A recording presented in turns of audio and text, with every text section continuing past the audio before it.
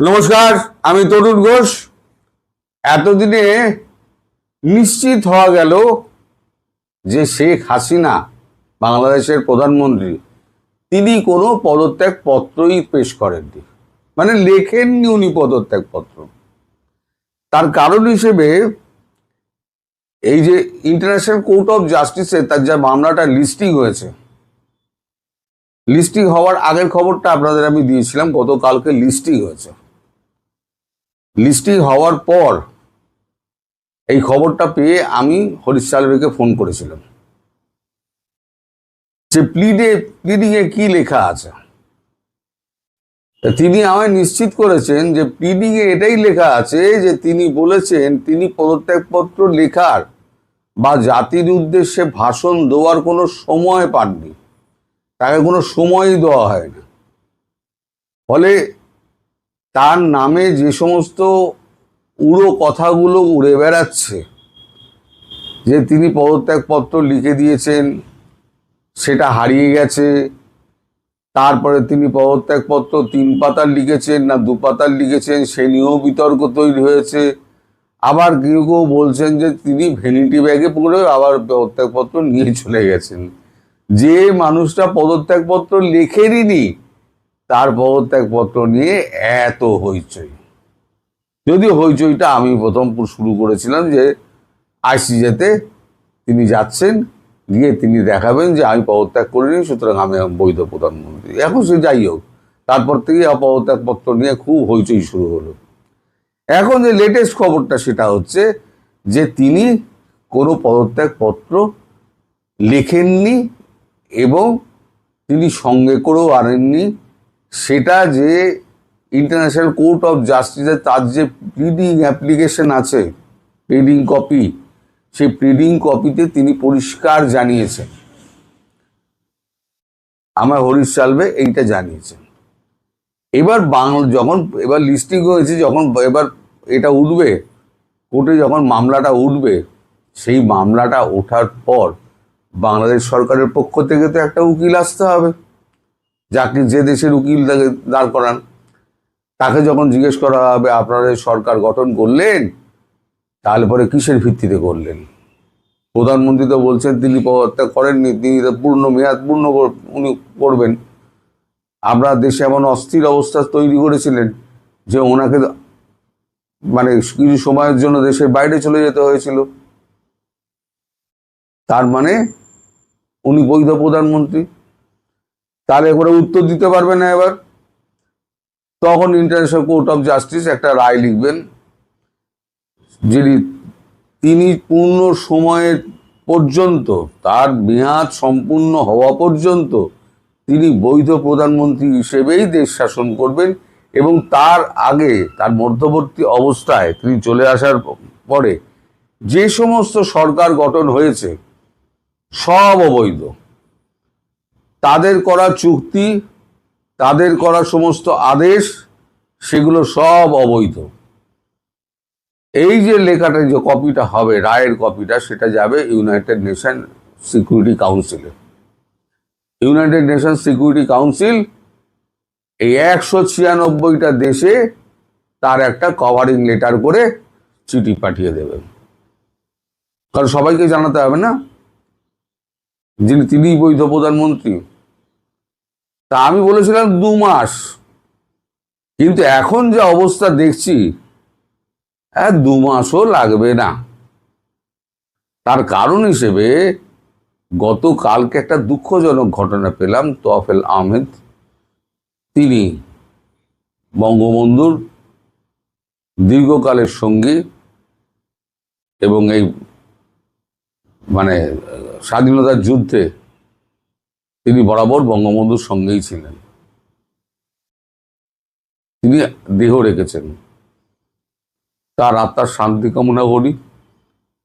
কিন্তু তারপর তার জানাজার পর গুলশানে, ঢাকার গুলশানে জানাজার পর যে কাণ্ডটি হলো,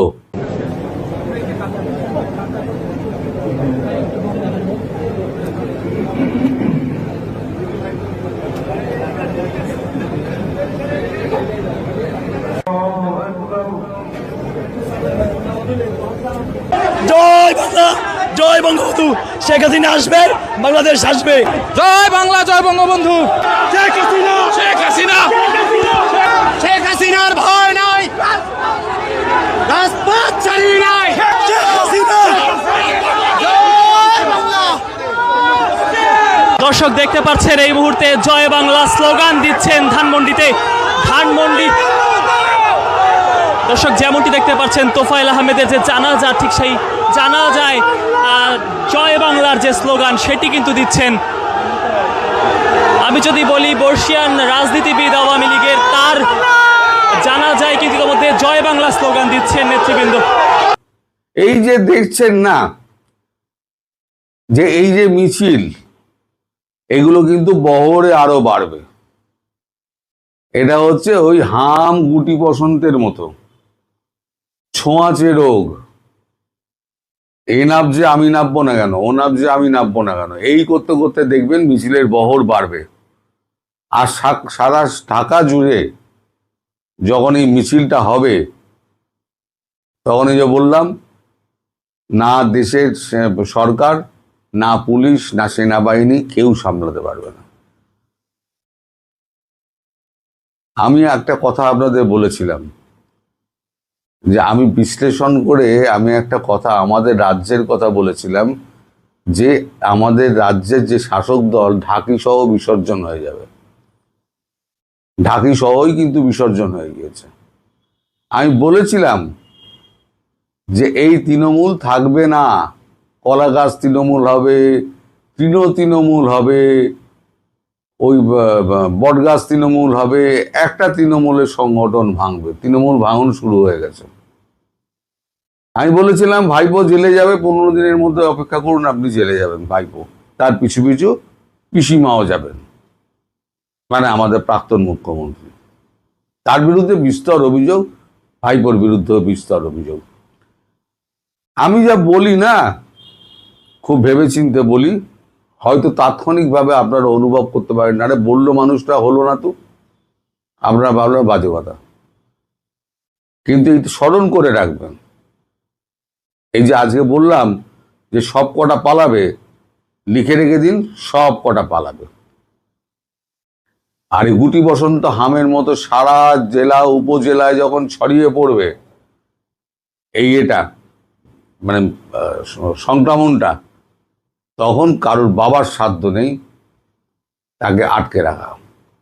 তাই আমার মনে হচ্ছে যে ওই রায়, শুনানি রায়, তারপর ইউনাইটেড নেশনস সিকিউরিটি কাউন্সিলে যাওয়া, 196টা দেশে চিঠি পাঠানো, অতদিন অপেক্ষা করতে হবে না দাদা। আমার মনে হচ্ছে বাংলাদেশের আওয়ামী লীগ পথে নেমে পড়েছে খুব তাড়াতাড়ি। শেখ হাসিনা উনি যখন বলেছেন, দেখুন কে কোন নেতা কি বলল না বললো আমি আমল দিই না, আসল নেত্রী কি বলেছেন। নেত্রী বলেছেন আমি মাথা উঁচু করে আমি দেশে ফিরবো, যে কোনো কনসিকুয়েন্স ভোগার জন্য আমি প্রস্তুত। তার মধ্যে যদি ঘোষিত হয়ে যায় তিনি বৈধ প্রধানমন্ত্রী এবং তিনি পুরো কার্যকাল উনি সামলাবেন, তাহলে পরে কার কি, মধ্যবর্তী নির্বাচন সে সমস্ত গোল্লায় গেল। এই আমেরিকার সঙ্গে চুক্তি, অমুককে জেল থেকে ছেড়ে দেওয়া, এদের সমস্ত মাফ করে দেওয়া, এই যত শয়তানগুলো আছে তাদেরকে সমস্ত মাফ করে দেওয়া, এগুলো বিল ফিলগুলো সব জলাঞ্জলি যাবে, আর প্রত্যেক কটা জেলে যাবে।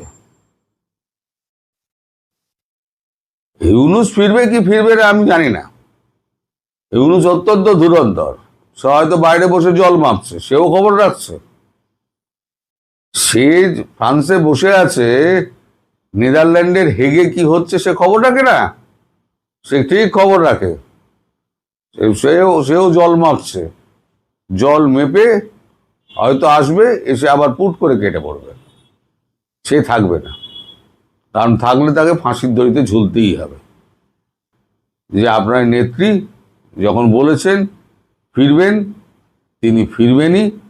এবং সেটা আমি 2 মাস অনেক বেশি হয়তো বলে ফেলেছি, কিন্তু 2 মাসটাতেই আমি স্টিক করছি এর মধ্যেই উনি ফিরে আসবেন এবং সেদিনকে যে অবস্থা হবে আমি মানুষ চক্ষে দেখতে পাচ্ছি, আমি সেদিনকে কি অবস্থা হবে। এখনই যদি এই হয় তাহলে সেদিনকে কি হবে, যেদিনকে উনি ঘোষণা দেবেন যে আমি অমুক দিনকে ঢাকা এয়ারপোর্টে নামছি, সেদিন কি হবে। আর একটা কথা আমি বলেছিলাম যে আপনাদের বিমান এসে ওনাকে পৌঁছে দিয়ে গেছেন,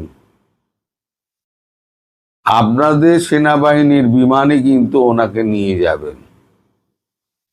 এবার আপনারা অনেকে প্রশ্ন করবেন যে এই অবস্থার মধ্যে কি করে উনি ফিরবেন, এত এত সমস্ত মৌলবাদী রয়েছে, সব ব্যবস্থা করে দেওয়া আছে।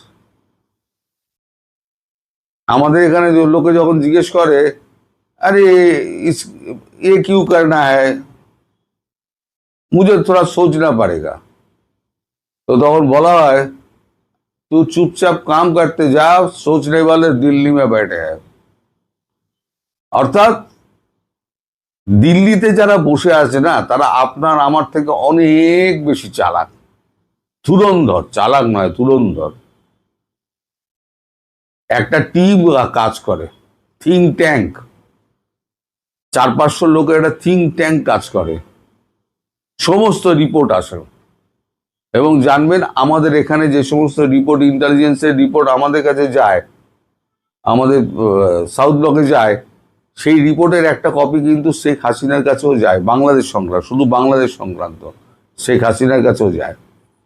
ফলে বাংলাদেশের কোথায় কি হচ্ছে, কে কি করছে না করছে, সব রিপোর্ট যেমন ভারতবর্ষ জানে, তেমন প্রধানমন্ত্রী শেখ হাসিনাও জানেন। ফলে উনি যা বলেছেন ভেবে চিন্তেই বলেছেন, এবং উনি আসবেন যখন বলেছেন দেশে, তখন জানবেন উনি আসবেন।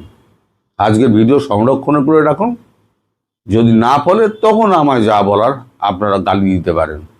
সবাই ভালো থাকবেন, সুস্থ থাকবেন এবং সাবধানে থাকবেন। নমস্কার।